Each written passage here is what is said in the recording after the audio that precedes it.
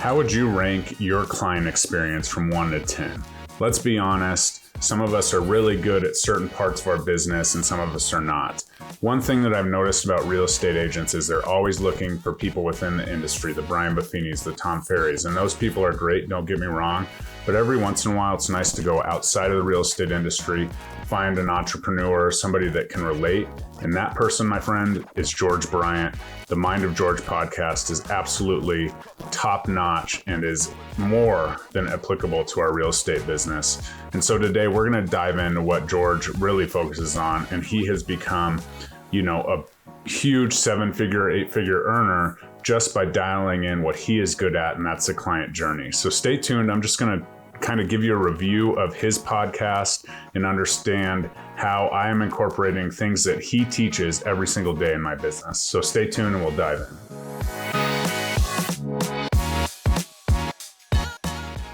What's up? Welcome to the Real Estate Agent Playbook podcast and YouTube.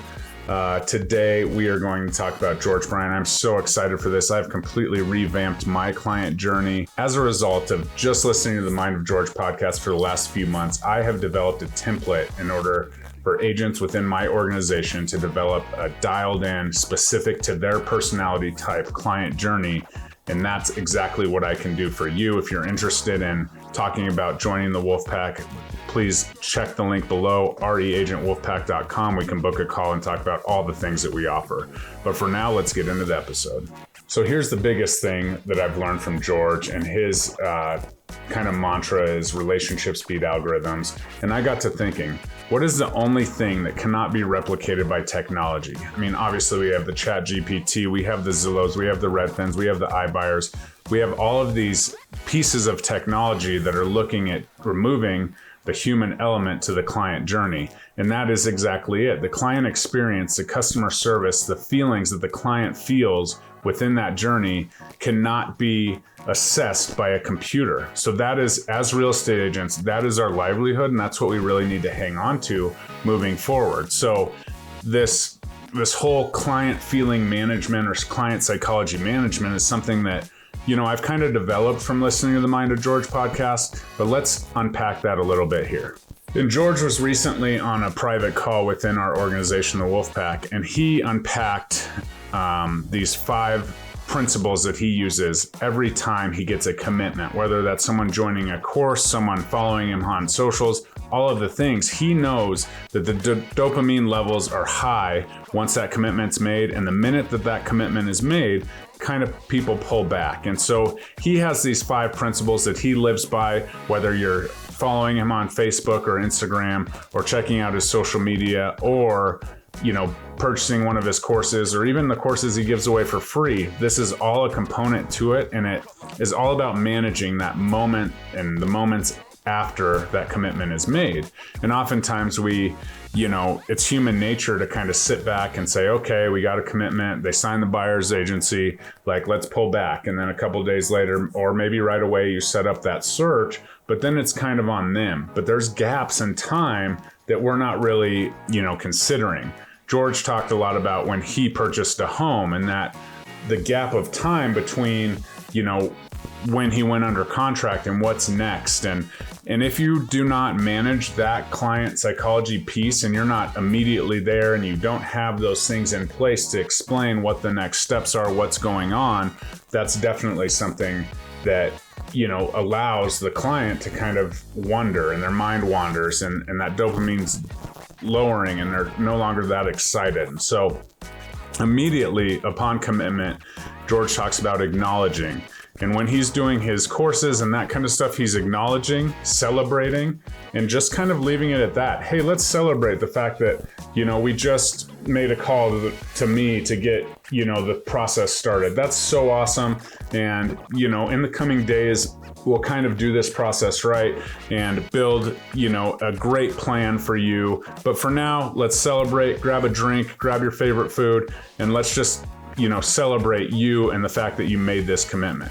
Well, that kind of gives them, obviously you're talking about them and celebrating and that kind of stuff. So that gives them that, and you're acknowledging the commitment that they made, whether it's big or small. As real estate agents, we kind of drop this, right? The biggest purchase or the biggest decision of your life is sometimes purchasing a home. And do we take a moment just to celebrate that commitment at different stages of the game?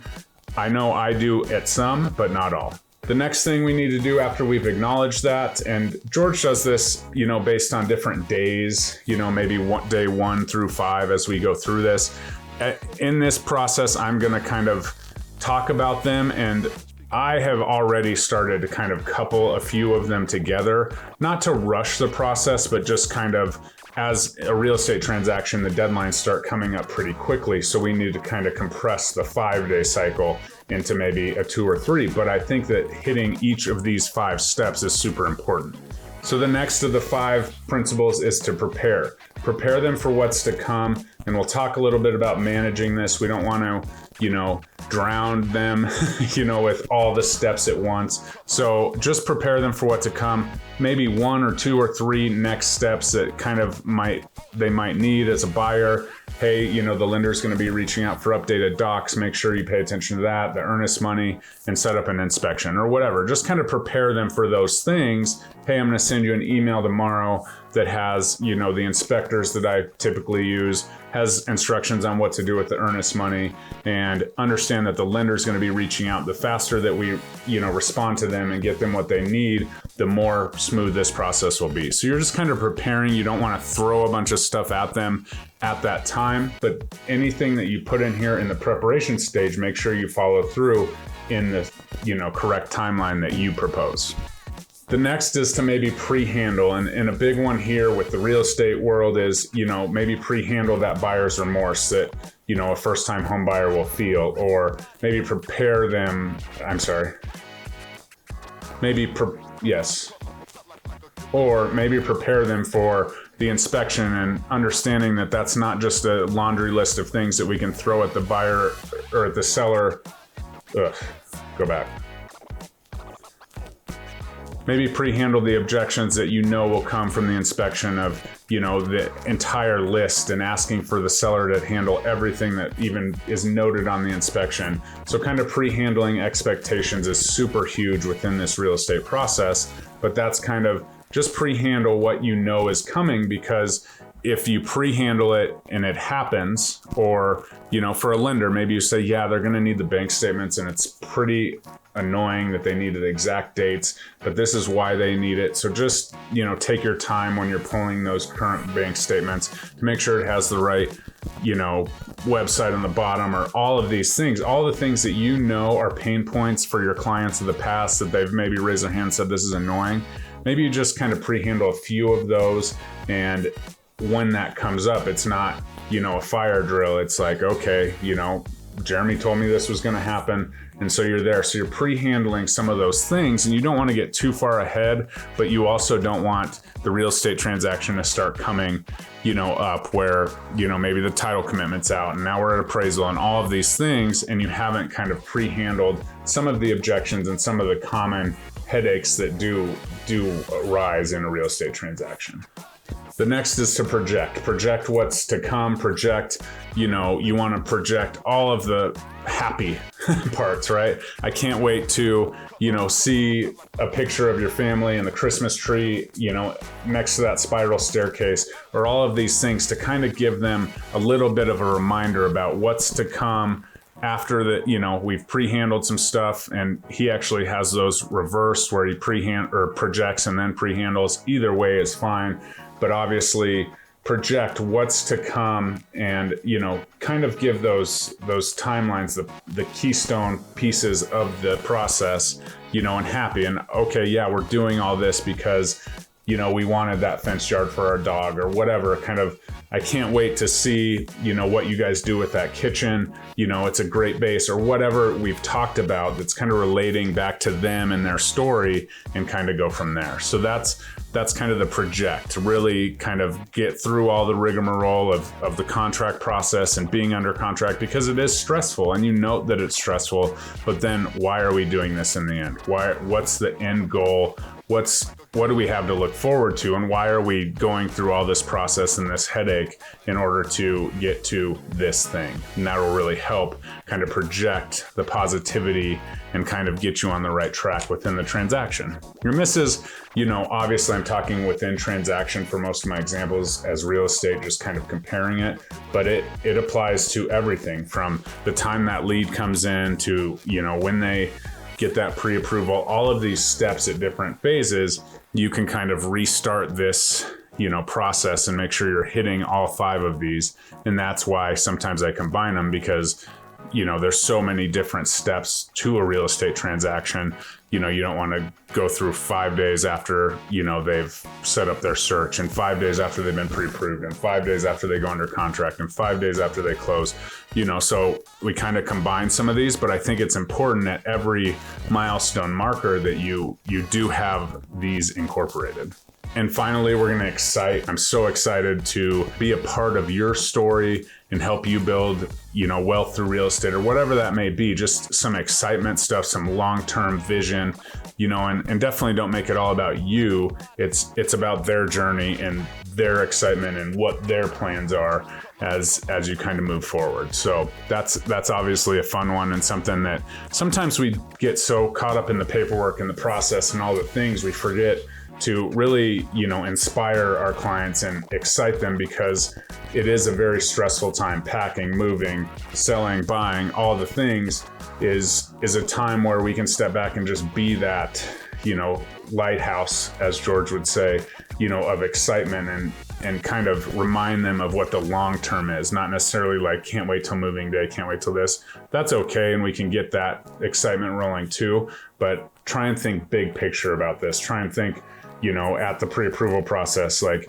can you believe that, we're taking the first step to not paying someone else's mortgage. We're gonna, build wealth and pay our mortgage instead of someone else's. And that kind of long-term idea and vision is super cool to kind of infuse into sometime this mundane process. So if we can acknowledge, prepare, project, pre-handle, and excite for, each piece of the client journey, I think that's an amazing asset and will lead to much more, lucrative real estate transactions and referrals, which is, honestly what we're all looking for, is to, get referrals from the people that we serve, that we enjoy serving, because usually that leads to a pretty happy business. And if this is maybe a little bit, beyond where you're at in your client experience, definitely take a look at this video right here. Does your client journey match your goals? That's kind of the preliminary piece, and was also inspired by the Mind of George podcast. But take a look at that video and let me know what you think in the comments in that video. But that's something that maybe is a preliminary piece to this video. Next, in that same call that George did for the Wolfpack, he talked about the 3 common areas where real estate agents are missing. And this is, again, kind of has to do with those 5 principles and why he incorporates those. But the biggest thing is, these 3 things are oftentimes, huge misses for real estate agents, not only for the, client experience, but also for future business with these individuals. And as we know, only 18 or 19% of people use the same real estate agent they use to buy a house in order to sell that house, in the following years. So this is something that's really important. And the reason for those 5 principles, and the reason why George lives by those 5 principles after every commitment. The first is the zone of doubt. And that's a time where, obviously the dopamine is lowering, like I talked about. And, is this the right house? Is this the right decision? Should I be, getting out of the rental world into buying a home? All of these things that creep in. And if we're not acknowledging the celebration and we're not going through those 5 principles, this zone of doubt can get bigger. Also, George talks about when he was purchasing a home and how, he had the contract and then he didn't hear from his agent for a few hours. And maybe his agent said, hey, I'll send you an email in 1 hour with the following steps, and it didn't come till a day later. And so that zone of doubt gets bigger, and then the client's psychology and the mind starts to wonder and second guess themselves maybe. And with a purchase this big, the stress levels are already high. So we need to work to, shrink that zone of doubt by being, at the forefront and having those conversations and, sending those emails and all of the things that we promise. But as we develop a client journey and we can have these emails templated out, and, don't make it just a drip campaign basically, but we want to continue to understand that in that zone of doubt, there's a lot of stuff going on, and that's where you can make or break your relationship with your clients. The next thing realtors often do is, talk about themselves a lot. And so this is kind of the inverse journey, and think about, this is so great, Usually we don't do this, but we often talk about our volume and stuff in social media and all this stuff. Well, if you have a client who's purchasing, their first home, and maybe they, make six figures, and all of a sudden they're seeing you make $25,000 on this transaction, and we're talking about ourselves, we need to make sure that all of these principles are implied. And it's about them. It's not about, hey, you've just gone under contract with the number one negotiator, and, I'm going to do all these things for you and all this stuff, and I'm so great.